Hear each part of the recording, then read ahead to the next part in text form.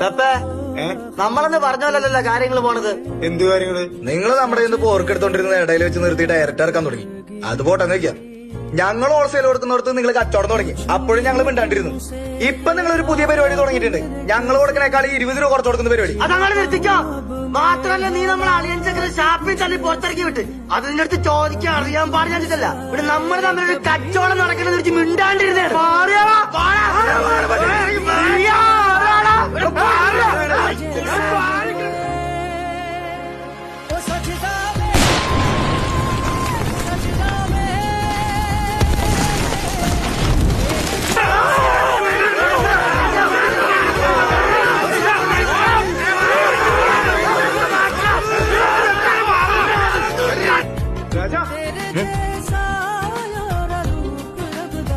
എടാ, ഞങ്ങളിനി ആ പോർക്കിന്റെ പരിപാടി ഇല്ല.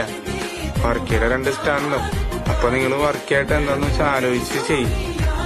പിന്നെ ഞാൻ അടുത്ത മാസം ദുബായിക്ക് വേണം. അവളവിടെ അല്ല. നീ ഇവിടെ വന്നാ ശരിയാലടാ. അവിടെ ശരിയാടാ. ഇല്ലടാ, അവിടെ പോയിട്ട് എന്തെങ്കിലും നോക്കണം.